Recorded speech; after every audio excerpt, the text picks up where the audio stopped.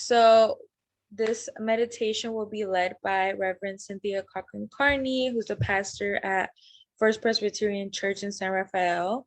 And she's calling this meditation the Celtic Christianity and the Gift of Thresholds. So we're excited to learn more about that. Reverend Cynthia is a native from California who grew up in Santa Ana. She has served in churches in Indiana, Wisconsin, Pennsylvania, New Jersey, as well as Elk Grove and Garden Grove, California.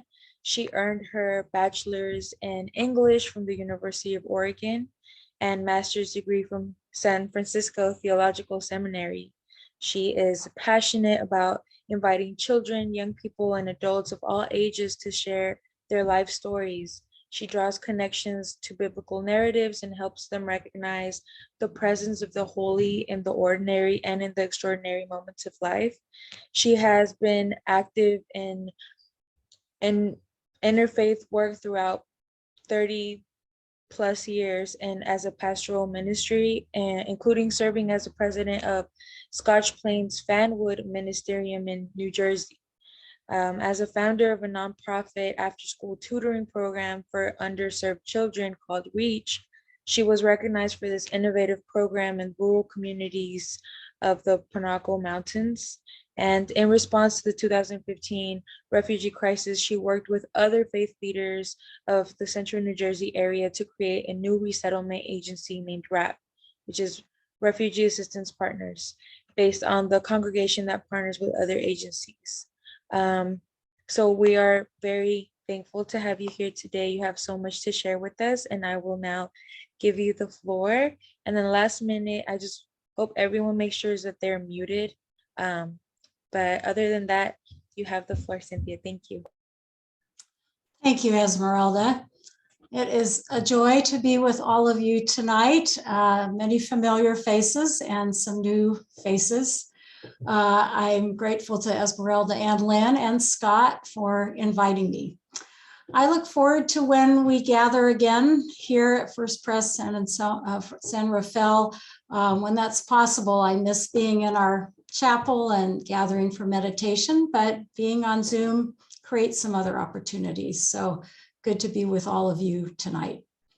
I thought I would start first with a little background of how I became interested in Celtic Christianity and spirituality, and how this has informed my spiritual life and practices. As a Presbyterian pastor and as in my own family, I have Scottish roots. I started hearing more and more Presbyterian pastors talk about Celtic spirituality, and I became curious.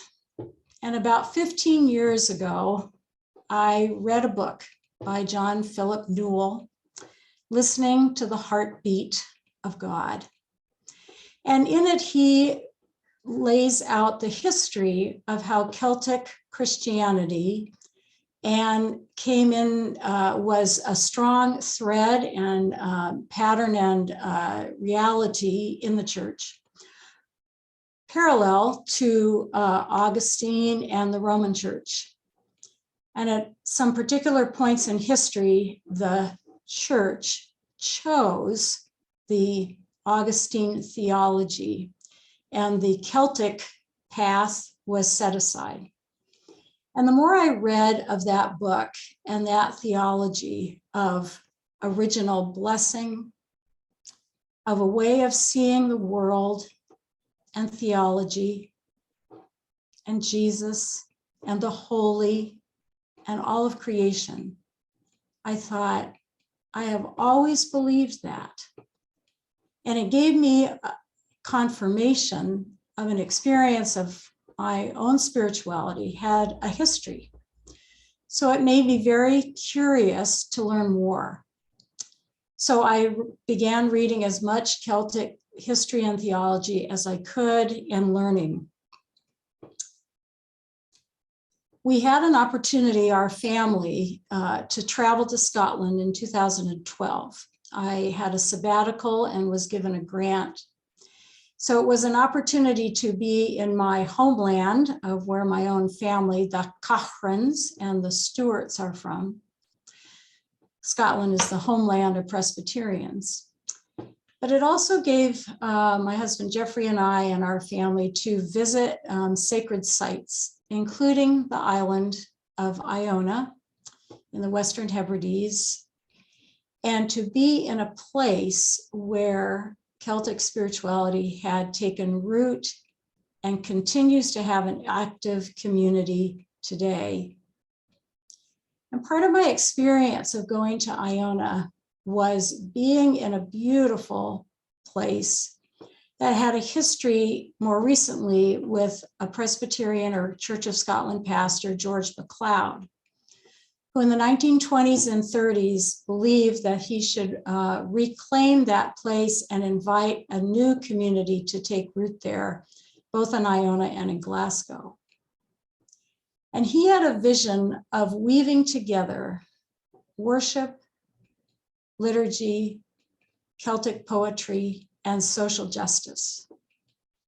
And it resonated with the way I have experienced my ministry and call. So that's where my journey began, to really feel connected to and fed by and wanting to learn more and share more about Celtic spirituality. One theme in Celtic spirituality is thresholds, our topic for tonight, and I want to say a little more about how I have learned about that and how it's informed my spiritual life. One of the writers I have so appreciated in Celtic spirituality is John O'Donoghue, an Irish poet and writer. One of his books I really appreciated is To Bless the Space Between Us. And I'm going to share a slide. Hopefully I can do this correctly. And share.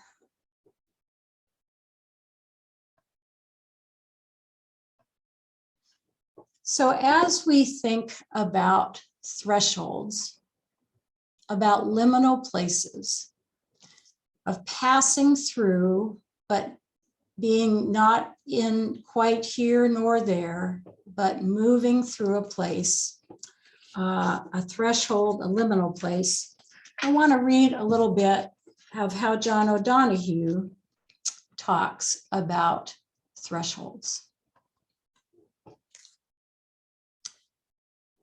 To change is one of the great dreams of every heart. To change the limitations, the sameness, or even the pain. We find ourselves crossing some new threshold sometimes that we never anticipated. At any time, you can ask yourself, at which threshold am I now standing?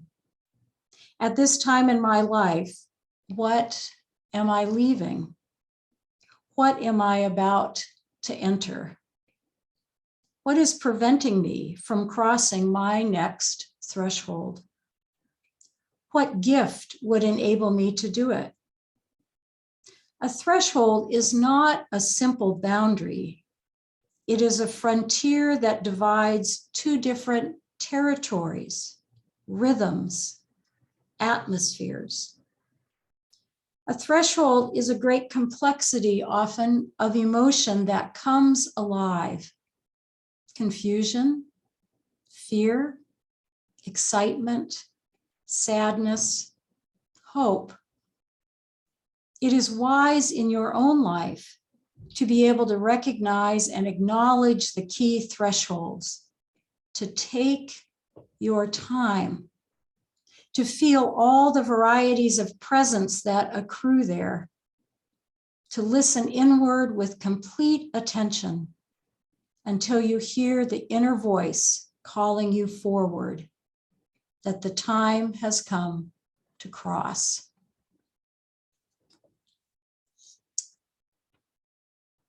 In addition to, unfortunately, John O'Donoghue passed away a few years ago, but I continue to feel so fed by his reading. and writings. Another a person in history that has informed my understanding of threshold is Bridget of Kildare. And I've read about her, and John Philip Newell writes quite a bit about her. She lived in, as I have here, 451 to 523 in Ireland. And it's interesting that there was a historic person, Bridget of Kildare, who lived in Ireland. But there's also a legend and mythology about her. So it's one of those people that both the history and mythology and legend, to me, offer truth. And Bridget is a person who can teach us about thresholds. She is considered to be a symbol of the threshold between pre-Christian and Christian. In the 5th century in Ireland, the pre-Christian traditions and Christian traditions were bumping up against each other. Bridget was considered a druid.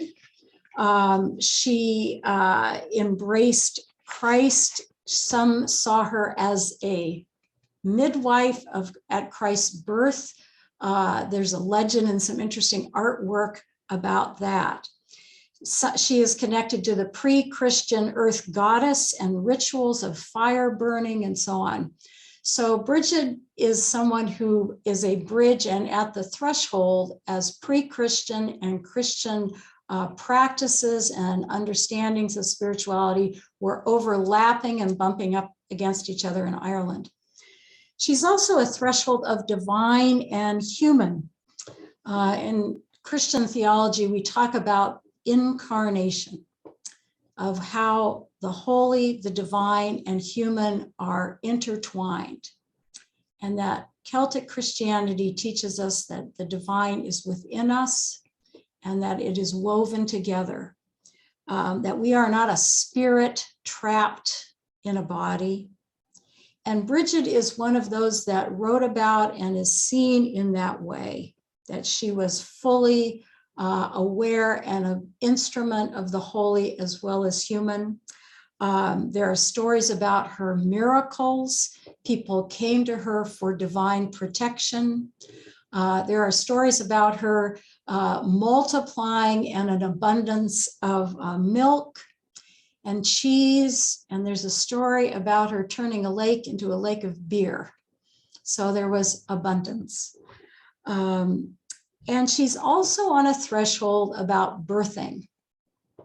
The story about Bridget is she was literally born in a doorway, that her mother braced herself in the doorway when she gave birth, and that Bridget saw birth as an important threshold, and that each child was beloved and sacred, made in the image of God. And that she was a symbol of being a midwife, and how Christ was a midwife bringing new life into the world, and that we are called to be midwives of love and light in the world. So Bridget has had a lot to teach me. And finally, Cynthia, yes. I hate to interrupt, but I think, and I actually, this is for everyone, I think we got on the wrong account when we created this meeting. So I need to put, oh wait. Oh, never mind. Okay. So it got fixed. It So got fixed. Well done. It is fixed, okay. everyone. Thank you, Esmeralda. Sorry. Oh, well done. Just in time. Just kidding. One last threshold in Celtic spiritual, or one other way to talk about thresholds in Celtic spirituality is the term a thin place. That a thin place is where the veil between heaven and earth, between the divine and human, is very thin. And sometimes that is a physical place. And this is a picture of the Abbey in Iona, Scotland, off the west coast of Scotland, near the island of Mull. And in Celtic spirituality, this is considered a thin place. To be in this physical place is to feel the presence of the holy in a particular way. there are many thin places, and I'm sure all of you have been to places that have been particularly beautiful, meaningful, transforming for you. And those in Celtic spirituality are considered threshold places and thin places. But it's not just a physical place, it is a season. So thin place is not only a physical, but can be a season. It can be a disorienting place as well as a place of peace. So as I think about thresholds in my own spiritual practice, I think about reading John Philip Newell, John O'Donoghue, and other Celtic writers of poetry, artwork, and music. And taking time to read and reflect and listen and look at and be centered in those experiences. Another practice for me is journaling. I have found it very important in my own spiritual practice to take time to write. And I often use that word, what threshold do I sense is going on in my life now? Sometimes I write about things that are going on in our family and how those are threshold moments. Our younger son is just finishing up college. And so it's a threshold moment for him, but it's changing our role as parents. And we've really encouraged him to reflect on this time and what it's been like to be a college student during the pandemic, to be coming into young adulthood. He's actually moving to a new place.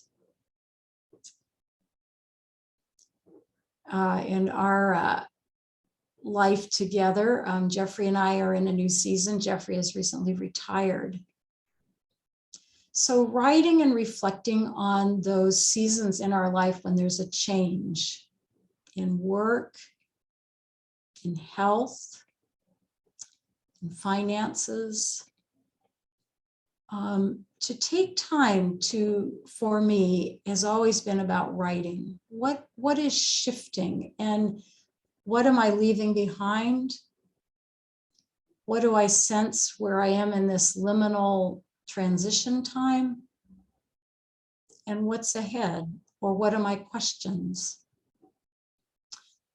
I preached a series of sermons on Celtic spirituality in January.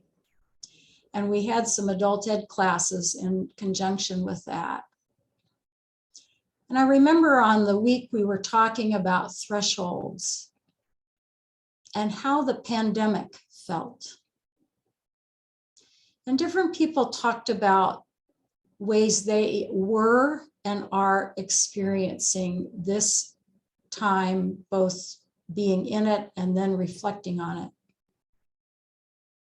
And I remember one person saying, as she thought about it and wrote about it, she said, the pandemic did not feel like a doorway, a threshold, but it felt like a long tunnel. So sometimes thresholds, you can't see what's on the other side. You don't see the light yet or what's ahead. And sometimes threshold moments are thrust on us and we didn't choose them. Other times we are being intentional and noticing what new season we are in or is coming. There can certainly be great joy in thresholds of births, new possibilities, inner shifting, as well as those thresholds of loss and death and grieving. So for me, reading, reflecting, and writing have been important. And the other I have found very important is walking and some hiking. And as I'm walking, noticing threshold symbols, gates, doorways, noticing windows or passageways on a trail, and noticing those. And what comes up as I notice that when we see physical reminders of thresholds. Just this week, as we saw amazing images from the Webb telescope, I read some beautiful reflections by scientists of what a threshold moment this is. To peer into space in a way we've never been able to before, and to see other galaxies.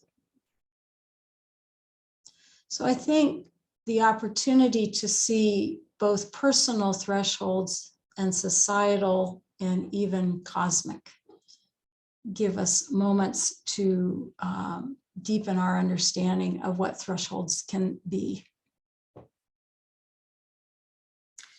So I'd like now to invite you into a time of silence. And as we do that, to get comfortable where you are sitting tonight, to feel your feet on the floor, to feel rooted and grounded, to notice your breath,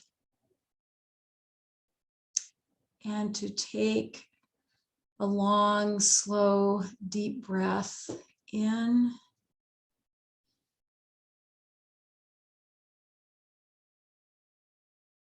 and to slowly let it out.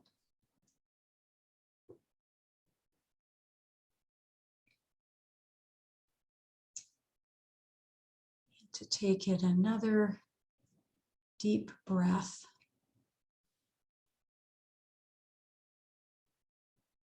And to slowly let it out.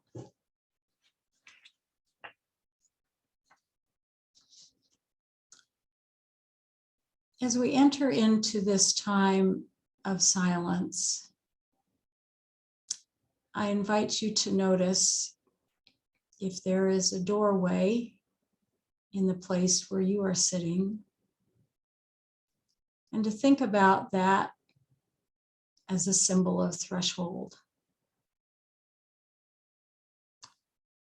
And are you in the midst of a threshold in your life?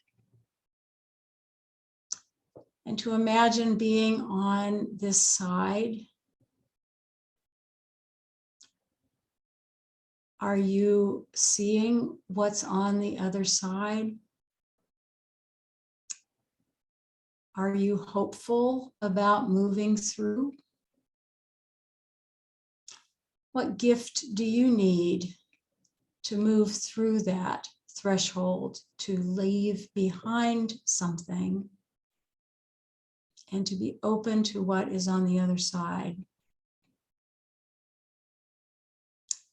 And to take time now to be in that quiet place, open to what a threshold in your life may be offering you. So let us enter now into a time of silence for about 10 minutes.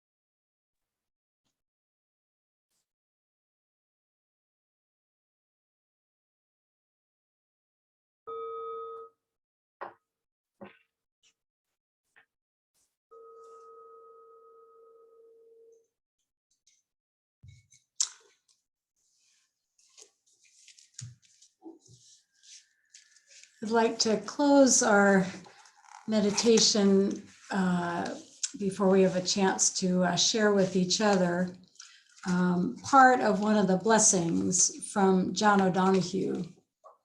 In this book, he has a series of blessings in different categories, and he has a whole series of blessings on thresholds. And the first one is a blessing for your birthday.